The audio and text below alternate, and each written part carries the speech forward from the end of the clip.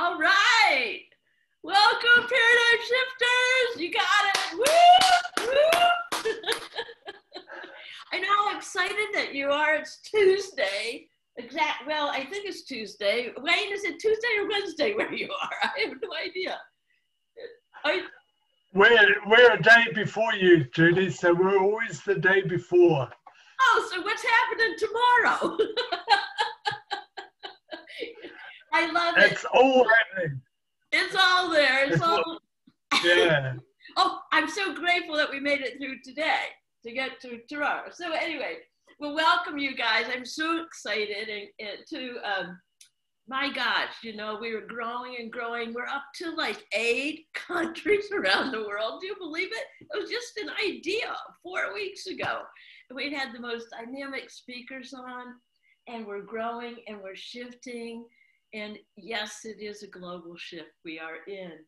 So with that, I want to introduce our speaker today, my buddy from the other side of the world. I love it. We're sweating hot here in Texas, and you're all bundled up, you know, usually. Different climate, different world, but we're all one. And I first met Wayne in Los Angeles, and I saw him like, oh my gosh, I bet he's got quite a story. And I don't know if you remember, Wayne, but you were there with your entire family. They had come. I think it was their first time, right? And yeah, their first time, Judy. It was with the 2 little kids. Yeah, that was about 18 months ago now. Yeah, and you went to Disneyland, and I just thought it was so beautiful. What a beautiful family man that you are, and that just touched my heart. And so anyway, we've had the stage together with Mary Morrissey and Matt Boggs and all that, and I just am so looking forward to you sharing your story with the Paradigm Shifters, because you are seriously one of my heroes. So with that, I'm gonna, oh, and this is actually his TEDx talk. Go ahead, Ed. Go ahead. Wayne, it's all yours. You've got it. Thank you, Judy. Thanks for that awesome intro. And hello, Paradigm Shifters. So what I'm going to share with you in a minute is a story that I've been crafting for the TEDx, my local TEDx stage. And this is my journey, I suppose, of discovery of my true ability. And so I've titled this My True Ability. And it goes like this. I'm on this huge mountain over 9,000 feet high, and I'm looking down trying to pick a line. My mouth's gone all dry, and I'm nervous, excited, and scared all at once. I'm moving closer to the edge, and I'm talking to myself in my head, thinking things like, are you out of your mind? This is far too dangerous, as well as thinking, just do it, you'll be fine. There's like a battle going on in my mind. I start moving, too late now to pull back, and off I go. I start going quicker and quicker and faster, and I can feel my heart in my chest going boom, boom, boom, as well as the wind in my face as I'm carving up the snow. Now my confidence is growing, and so is my smile. I skied every run on that large mountain by the end of that day. The confidence and the freedom I felt was so liberating. I remember just taking a deep breath and having so much love for that moment and experience of my life. I've got a picture taken on that day. I just have to share my screen. That's me. The one, I think it might be back to front, but the right one with the yellow frame, the short one, right? I was a very tired, but very, very proud man at what I had accomplished. It felt pretty amazing because only a couple of days prior, on those lower learning slopes of the Whakapapa ski fields, I honestly thought that I would be spending most of my time eating the snow and not skiing because I have no balance, none at all. So it would have been quite easy for me to doubt my skills and abilities and back away from that huge mountain on that day. So how did I push past my fears and my limitations and find that greater ability on that day? Well, let's go back in time a little bit. Let's go back to 1995. It's the 20th of May, and I'm 25 years old. I'm a taller version of myself. I'm 6'3", or 193 centimeters for those that are more inclined. I'm fit and strong, and I love my sport, especially rugby. Though I'm only 80 kilos and I really should be 100 kilos to play the position I do in my team.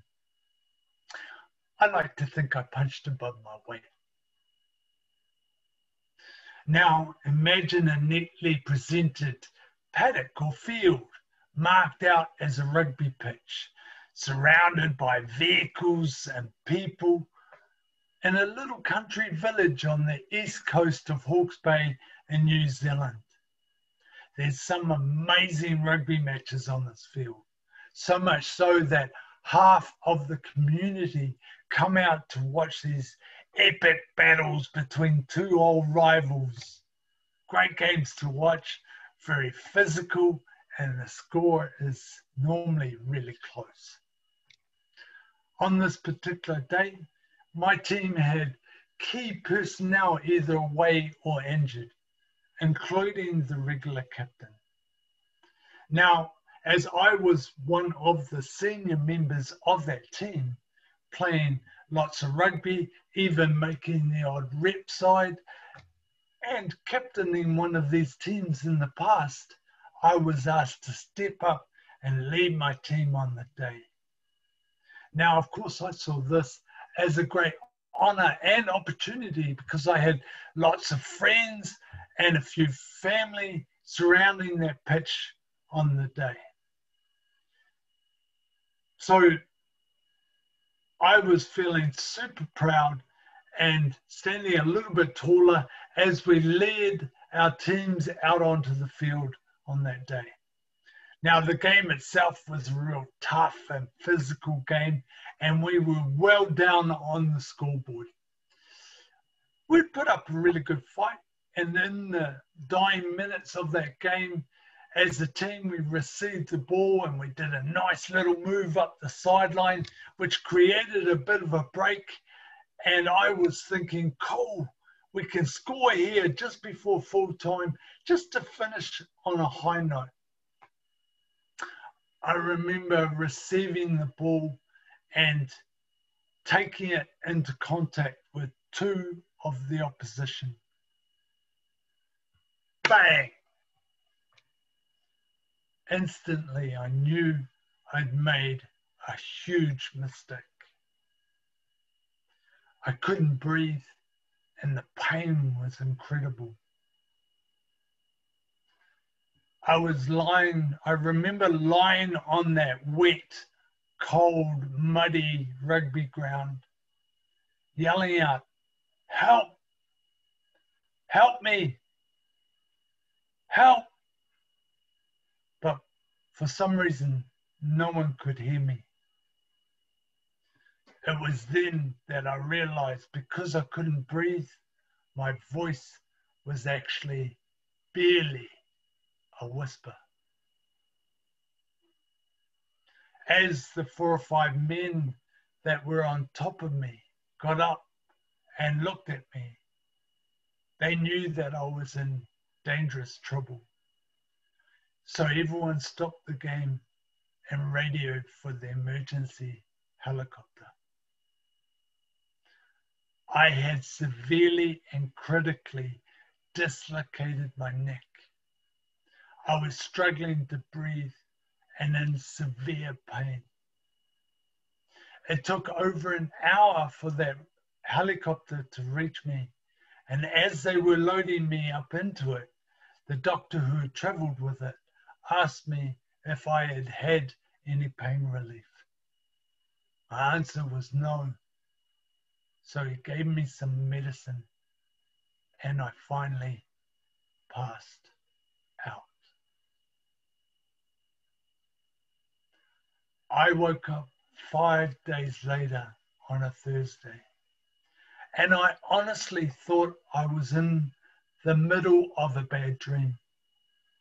Now, some of you here today have been or woken up after a terrible experience and just hoped that it wasn't true.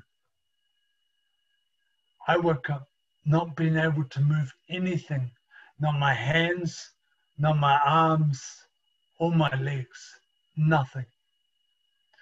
I remember lying in that hospital bed feeling really, really scared and very vulnerable. It only felt like minutes prior that I was this 25-year-old, strong, fit, young guy who could do a physical job all day and then run a half marathon if I chose. To not being able to do anything for myself. I couldn't even feed myself or go to the toilet by myself. Now, for this shy young country boy, that was big right there. How was I going to survive this? Why am I telling you this story? Because we all have tough times in our lives.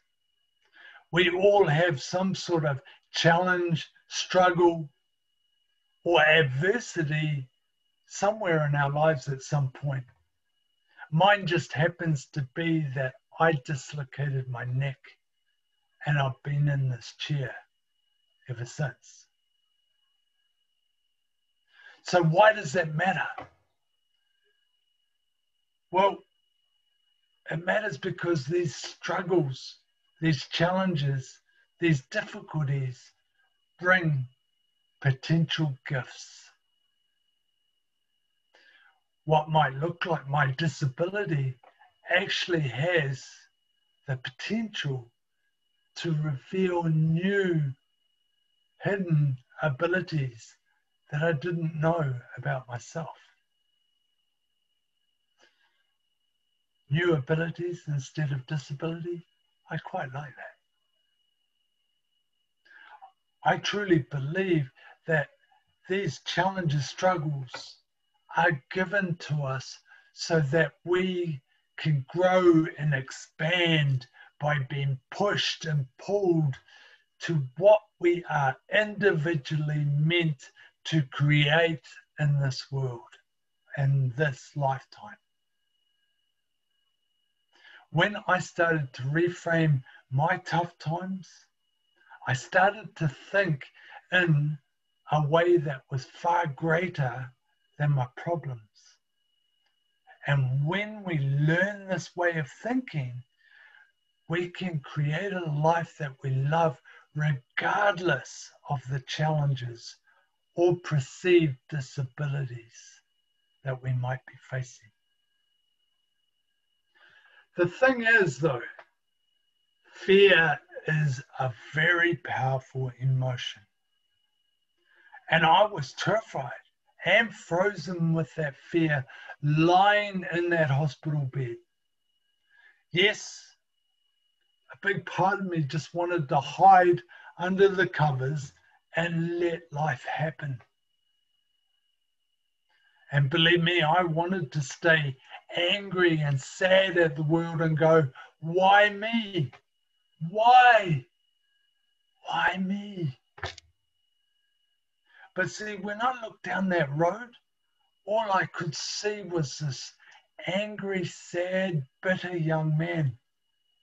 And I knew I didn't want that for my life.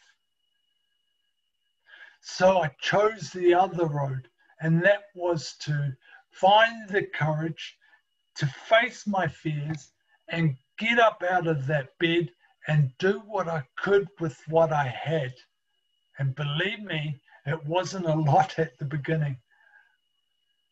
But by doing what I could with what I had, I soon came to learn and experience that there is this power inside of me and you that is far greater than any challenge or condition that I could be facing. When I started to think in this way, it didn't just give me the courage to ski down large mountains. It gave me the courage to step out here on this virtual stage today and speak to you.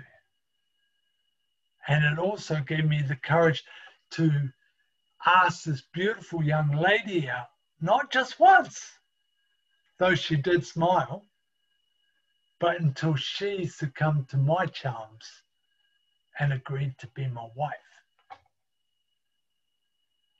See, at the time of my accident, I was this 25-year-old man who only thought he was good at physical things. I had this ego that was constantly trying to prove to myself and everyone else that I was good enough on that rugby field, or good enough on that farm, or good enough out drinking with his mates. And then bang, in a split second, that one thing that I thought I was good at was gone.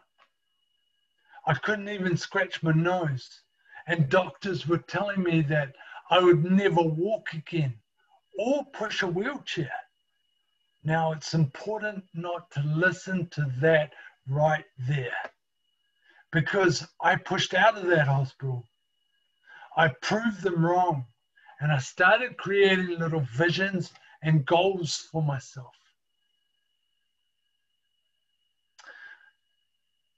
And I soon came to learn that there is a way of thinking that is greater than my physical being or my situational conditions.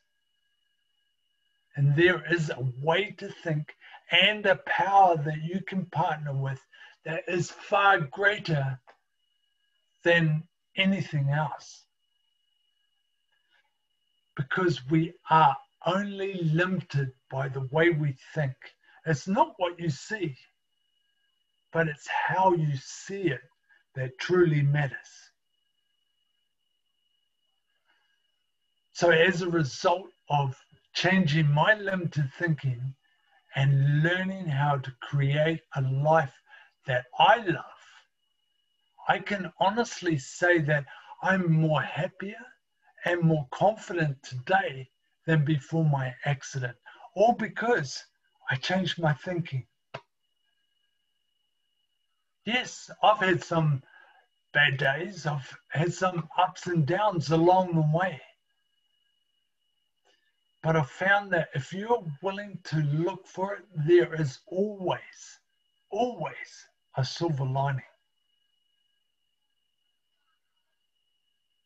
I came to meet and fall in love with the woman of my dreams. We are parents of 4 amazing children. We ran a large sheep and beef farm together, which so many people said that I wouldn't be able to do at the time of my accident. We have traveled the world, even water skiing on Heron Lake. Mate, just like the snow skiing, I couldn't see how I was going to be able to do that one, but I did it. I have whitewater rafted, canoed, abseiled, even paragliding off Tamata Peak here in Hawke's Bay in New Zealand, and scuba diving with the sharks in the Napier Aquarium. Mate, that's just a few. I have a beautiful grandson, a beautiful granddaughter, and no doubt more to come. Life is good. My health is great, even though I'm in a wheelchair. My relationships are fantastic. I honestly feel blessed to wake up to another brand new morning in what we call this experience called life. Now, I'm not telling you all this to impress you, but to actually impress upon you that if I can do it, you can do it. We can all live into our own greatness. Yes, I truly believe that our challenges, struggles, our problems are given to us so that we can discover our own individual true expression of that one true ability in this world. Ironically though, guys, it was there all along because it's the way we think. And I've found that if I think with more love for myself, for my life, for my family, for those friends and humanity and my environment, then I become happier. So the true key is learning to use our minds properly so that we can think with more love and push past our fears and our limitations so that we can discover our life that we would love. Thank you. Yay!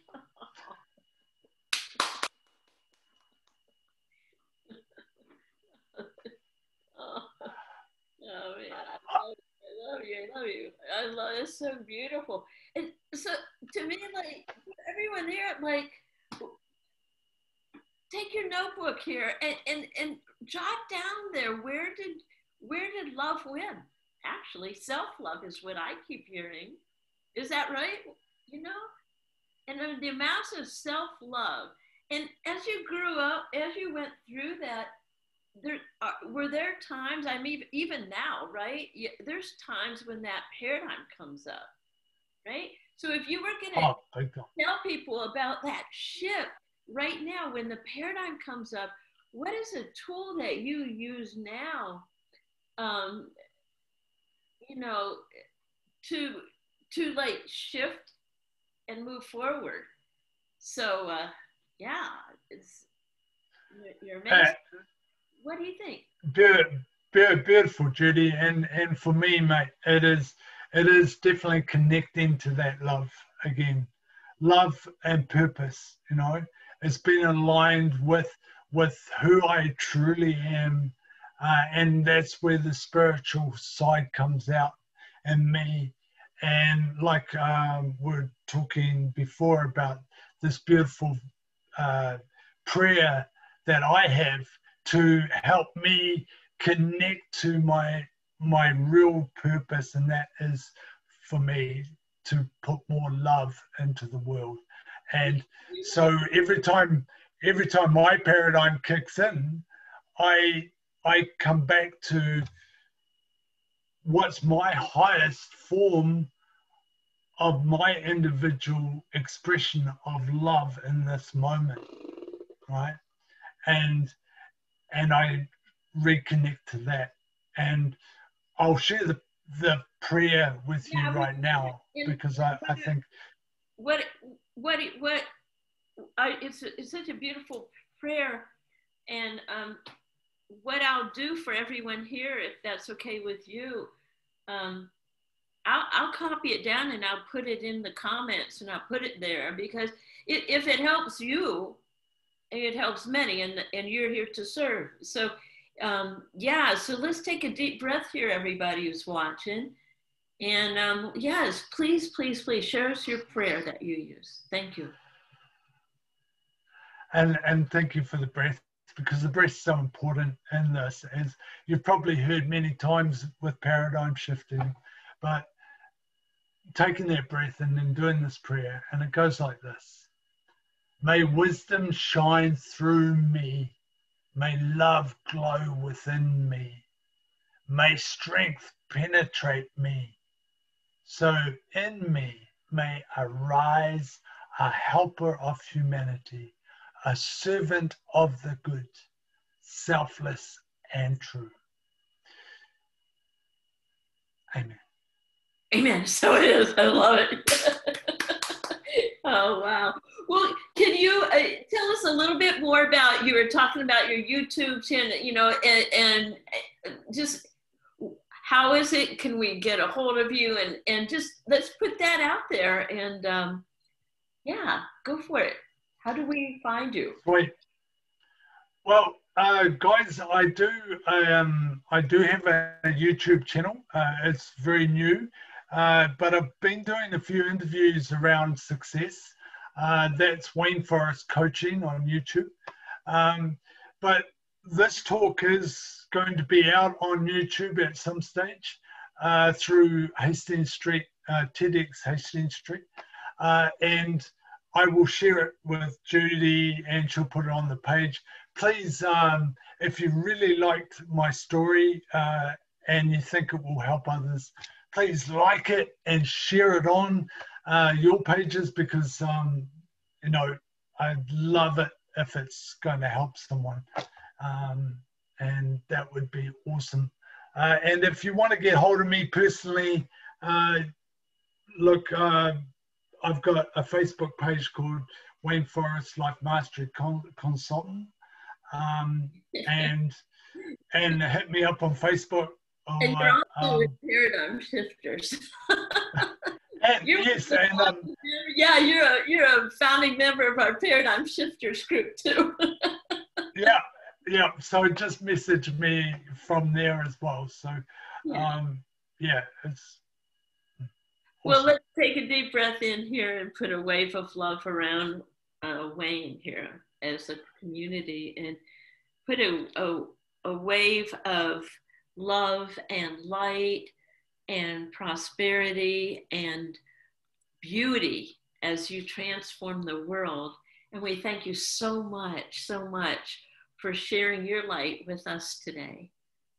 Thank you. And Judy Matejczyk, Life Mastery Consultant, world-class paradigm shifter, dream big, dream bold, accomplish brilliantly, and we will see you next week. Thank you. Bye for now.